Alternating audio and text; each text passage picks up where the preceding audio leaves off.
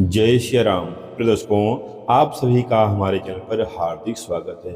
आज के इस वीडियो में हम सब श्रवण करेंगे भाद्रपद कृष्ण पक्ष की एकादशी की कथा, अर्थात भादव माह के कृष्ण पक्ष की एकादशी की कथा। बोले कृष्ण भगवान की जय, बोले लक्ष्मण भगवान की जय, बोले हरिकेश भगवान की जय। एक बार कुंती पुत्र युधिष्ठिर बोले, हे जनार्दन, भाद्रपद कृष्ण एकादशी का नाम क्या है तथा उसकी विधि और महात्म क्या है, सो विस्तार पूर्वक कहिए। तब भगवान श्री कृष्ण कहते हैं, हे युधिष्ठिर, समस्त पापों को नाश करने वाली इस एकादशी का नाम अजा एकादशी है। इसके व्रत के पुण्य प्रभाव से मनुष्य को सांसारिक पापों से मुक्ति मिल जाती है। जो मनुष्य इस दिन भगवान ऋषिकेश का पूजन करता है उसको वैकुंठ धाम की प्राप्ति होती है।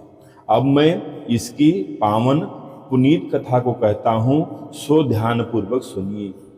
सतयुग में सूर्यवंश में हरिश्चंद्र नाम के एक सत्यवादी राजा राज करते थे। एक बार उन्होंने महर्षि विश्वामित्र को अपना संपूर्ण राज दान कर दिया और दक्षिणा चुकाने के लिए अपनी स्त्री, पुत्र तथा स्वयं को भी बेच दिया। वह चंडाल का दास बनकर सत्य को धारण करते हुए मृतकों का वस्त्र ग्रहण करते रहे, मगर किसी प्रकार भी सत्य से विचलित नहीं हुए। इस प्रकार राजा को कई वर्ष बीत गए तो उन्हें अपने इस नीच कर्म पर बड़ा दुख हुआ और वह इससे मुक्त होने का उपाय सोचने लगे कि मैं क्या करूं। एक दिन राजा इसी चिंता में बैठे हुए थे कि गौतम ऋषि आ गए। राजा ने उनको देखकर प्रणाम किया और अपनी सब दुख भरी गाथा सुनाई। राजा की यह बात सुनकर गौतम ऋषि ने कहा, हे राजन, अब से 7 दिन बाद भाद्रपद कृष्ण पक्ष की अजा नाम की एकादशी आएगी। तुम विधि पूर्वक उसका व्रत करो। इस व्रत के पुण्य के प्रभाव से तुम्हारे समस्त पाप नष्ट हो जाएंगे। इतना कहकर गौतम ऋषि अंतर्ध्यान हो गए। राजा ने उनके कथा अनुसार एकादशी आने पर विधि पूर्वक व्रत व जागरण किया। उस व्रत के प्रभाव से राजा के समस्त पाप नष्ट हो गए। राजा का मृत पुत्र रोहित भी जीवित हो गया। स्वर्ग में बाजे बजने लगे और पुष्पों की वर्षा होने लगी तथा महाराजा हरिश्चंद्र ने अपने पुत्र और स्त्री को वस्त्र और आभूषणों से युक्त देखा।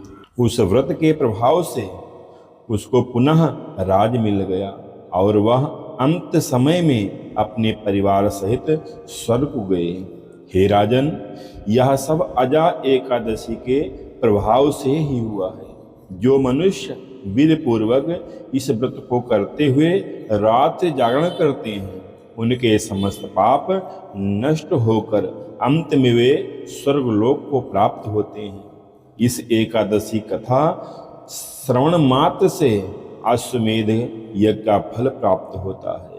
बोले लक्ष्मण भगवान की जय, बोले कृष्ण भगवान की जय, बोले ऋषिकेश भगवान की जय। आपको भादो माह कृष्ण पक्ष की अजा एकादशी कथा अच्छी लगी हो, वीडियो पसंद आई हो, वीडियो को लाइक करना, चैनल को सब्सक्राइब कीजिएगा और यह वीडियो शेयर अवश्य करिएगा। कमेंट में जय श्री कृष्णा अवश्य लिखिएगा।